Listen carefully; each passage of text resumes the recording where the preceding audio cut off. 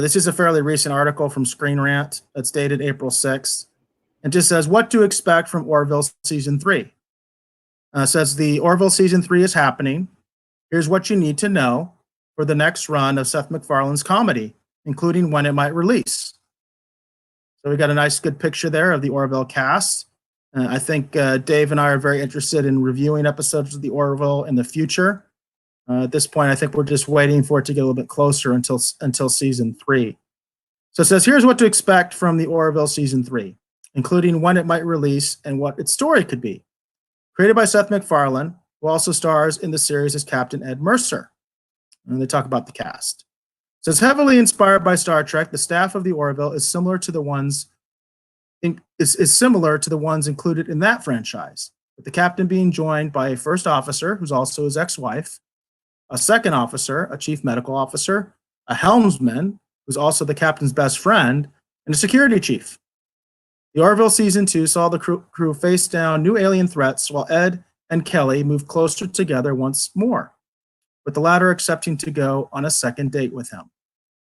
And by the way, that's when I got into Orville, was actually in the middle of season 2. I have not seen the first season of the Orville. It says, with things nicely poised for the Orville season 3, fans have been wondering what the current status of the show is. Fox had renewed the Orville for season 3 as of May 2019. The plans for the show have changed since then. It says, here's the latest on season 3 of the Orville. Fans can rejoice now because the Orville season 3 is happening. The show will not be quietly disappearing forever, although it will be leaving Fox. Instead, Hulu has stepped in and picked up the series for 11 episodes with a longer running time, adding about 10 minutes to each. MacFarlane announced the new deal at San Diego Comic-Con in July of 2019. Both Hulu and Fox are owned by Disney, so it should be a seamless move for cast and crew. The Orville season 3 has started production, but an actual release date for the renewed show has not been announced. Part of the delay is due to the actual production of episodes. MacFarlane said that the Orville had become more ambitious over time, causing it to take longer to finalize and deliver episodes per variety. It was generally expected that the Orville season 3 would be available on Hulu by late 2020.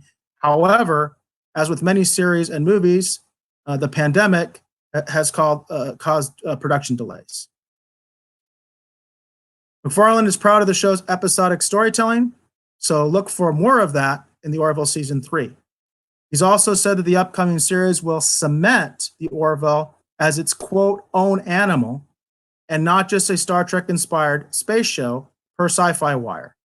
Of course, the move to Hulu means that the series is no longer obliged to meet restrictive broadcast standards, so more adult themes could come into play in season 3. There are very few details out there regarding what's in the actual scripts for the Orville season 3. But co-producer and editor Tom Constantino said to Trek Zone, there will be a continuation of things we care about, characters we care about. He also added that writers would address previous fan complaints in the Orville season 3. Finally, if season 2 was any indication, the comedy will focus less on jokes and continue to develop more dramatic plots. So there isn't a ton of meat to this article, but this last line is the one that I'm kind of focusing on. It says that the comedy will focus less on jokes and continue to develop more dramatic plots. So, Dave, what do you think of this? I know you've watched more Orville than me. Do you think that's the way the Orville should be going? Well, I think that one of the things that's been nice is because the show does have comedy as a part of its core component, I think it has helped, I think, those of us as viewers who love the Orville, for us to connect to the characters a little bit more. You know what I mean? You get a more rounded, nuanced interpretation or impression about who that character is. And you click with them a lot faster. You know, but that also, in all honesty, could just be the writing. I enjoyed Orville season 1. I was blown away by season 2. And the Orville is probably the best. Like if you love classic Star Trek, it's the closest thing to classic Star Trek on television. But at the same point too, I would say already in season 2, you can see how the Orville is its own thing. It's not just a Trek spinoff or a Trek parody, or a Trek inspired show. It has it at its core, so it gives you kind of like a foundation to build upon. But at the same time, it's very much its own thing, in my mind anyway. They maybe feel like that maybe within the general public, that isn't quite cemented. As far as the idea of less comedy and more dramatic elements, the show's been moving in that direction anyway. It's interesting because I think season 1, has more obvious comedy in it. And then season 2 has a little bit less. But the thing that's really great about season 1 and season 2 is that they're tackling things that's very relevant and very much, being talked about right now, but in a sci-fi futuristic kind of way. I was shocked when, they talk about the idea of popularity on the internet. They did one all about porn addiction. I mean, they're not afraid to tackle some big issues and some interesting topics. And what's interesting too about the Orville too is a lot of things that certain groups hold up and talk about that Discovery did really well or that Picard did really well. Well, the Orville's done it in spades and come at it without flinching and done it and handled it in a much more, even though there's comedy, a much more nuanced, sophisticated way to begin with. And a more rounded approach and view of it as well. And so I've been kind of surprised that the Orville doesn't have more champions in its corner when you consider that the things that everyone is celebrating Discovery for doing, and I like Discovery, I think the Orville actually does better. So I think if they choose to focus on more dramatic storytelling and dramatic elements, the show lives and breathes in that element very well. So I think that this cast and crew can do it. But I do hope that we still keep some of the comedic moments because the Isaac and Gordon practical joke episode everyone still talks about.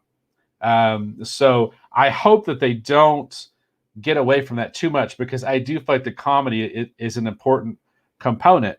But when you look at the two-parter like Identity Part 1 and Part 2, which is all about, and PJ, if he's still watching, can correct me if I'm wrong, but I think Identity Part 1 and Part 2 is the one that focuses on the Kalons and Isaac and his homeworld.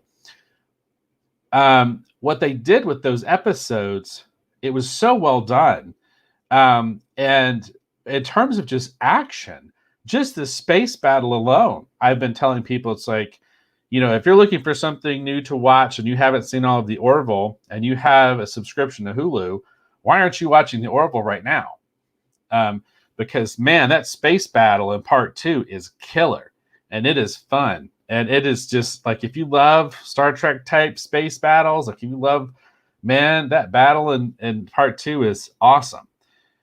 So I think, in all honesty, I would trust this cast and crew to do anything they want to do. If they want to do some more dramatic stuff, I think they could totally pull it off. So that's my opinion. I think even if they choose to go that route, this cast and crew has already earned my trust that if they want to do it, I bet they'll do it really well. Well, I have 3 concerns from this article, three red alerts, basically. Because the takeaways I got is, and by the way, I think, I don't know if Screen Rant really has like quote unquote inside information. They're surmising things, I think, based actually on quotes that were made to other publications and other things and putting them into a different context. But the things that I'm concerned about is because these are the things that I like about the show and what got me into it. The first episode that got me into the Orville was the one where Isaac basically decides to date one of the human crew members. And for anybody that doesn't know, Isaac is a robot. So the thing was that it was basically straight out of Next Generation, and it was just like an episode in TNG where Data was trying to have a relationship. And I got sucked in immediately because I knew where I was, kind of the opposite of The Witcher. A show that I wasn't watching, I fit into it right away. And then you talked about what happened later with the Kalons. That's like the high point of the series to me, of the episodes that I've seen. Yeah. That story arc was awesome. In fact, it's going to relate to our second topic, which is Battlestar Galactica. And you talk about not necessarily being all Trek. That's straight out of Ron Moore's Battlestar Galactica, by the way. Right. But actually, no, that's not true. It's actually straight out of the classic Battlestar Galactica. Yeah, it is. Yeah. It's not straight out of the Ron Moore. It's straight out of the classic Battlestar Galactica. It was the story of the Kalons. It sounded a lot like Cylons. Yeah. So they've already incorporated other elements. But the thing is, I do not want less Trek. I want more Trek because I think this is the only Trek show on the air right now that's making new episodes. So I do not want less Trek. I want more Trek, or at least keeping it the same Trek. Don't break it if it ain't. Don't fix it if it ain't broken. Don't fix it if it ain't broken. I want to keep the level of Trek. That'll keep me engaged. It'll keep me knowing where I'm at. I think it will help with a lot of the dissatisfied Trekkies right now that are pissed off with Discovery and even more pissed off with Picard, which there are legions of pissed off Trekkies right now that hate Picard. So I think it'll help with that. The other thing is they talked about this idea that, now they don't have to really deal with the censorship. Well, that sounds like Picard. Picard, that's straight out of Shaban's mouth. Like, the reason that, they didn't curse in Star Trek is because of the censorship. So they should curse like sailors now. And so I'm not really looking forward to that. And then, finally, at the end, the less comedy. I think they have the right mix of comedy and drama. A lot of people already call it a dramedy. I would want it to continue down that path. So again, I would say my basic takeaway is if it ain't broke, don't fix it. Keep the amount of Trek you have now. keep the language and the tone that you have now, and keep the mix of comedy and drama. If it ain't broke, don't fix it. No, and I don't. In all honesty, I don't think they're going to mess too much with the foundation of what the show is. I think by that they're just talking about that they. I think there might be some things that they might want to do that might be slightly different in turn, because there are some episodes that feel like extensions and re-examinations of next gen episodes. And I love those. The one I talked about, that's straight up what it is. There's another episode where the helmsman falls in love with a holodeck character just straight out of Geordi. You know what I mean? They do it a different way. I love those episodes. That's my point. So I want more of that. I want to see more remakes of next gen episodes. I want to see remakes of TOS episodes, even Voyager, Enterprise. I'm sure they could do all that stuff better. You know what I mean? Or do it not necessarily better, but in their own unique way that'll make this old story fresh and new again. You know what I mean? And make it fun. So that's what I want to see more of. I don't want to see less Trek. I want to see what they're doing. You know what I mean? Well, and I see what you're saying, but kind of along those same lines, I think you could see that in the two-parter like Identity, where you have what they did with the Kalons. That doesn't really come from a particular next-gen episode. That's almost sort of like I said, I thought that was BSG. I thought that was straight up classic. Well, that's what BSG. I'm saying. That's what I'm saying. That is a departure from Trek in a lot of ways, but it was very fun.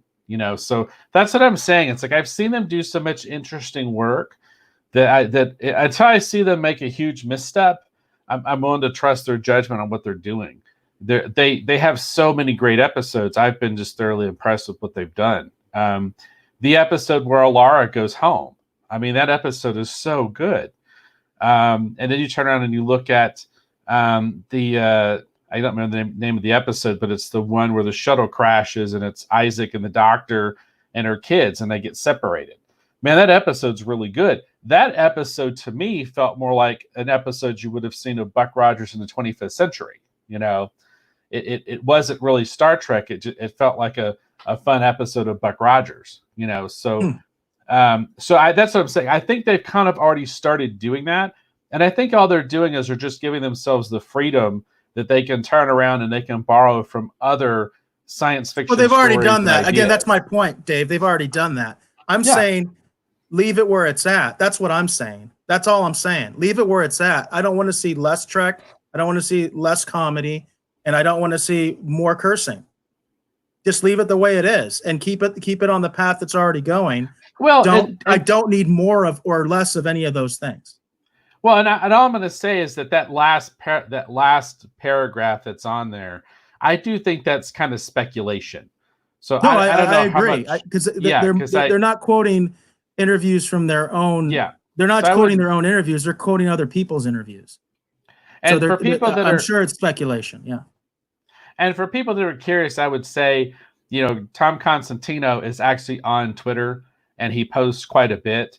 And he's been posting fun, behind the scenes stuff for some of the episodes that we've already seen, like previs stuff and then the final shot. But he's also been occasionally showing current production stuff, we wrapped filming this scene, and you'll see a picture of some people in costumes and makeup and stuff, and everything I've been getting from his Twitter tells me that it's going to be very much what we've seen, and I don't think they're going to mess with the formula too much. I just think that they're kind of excited to tell more fun and interesting stories. That's what I get from him, and that's what I'm looking forward to. So. Well, I hope you're right. I hope that's how it goes.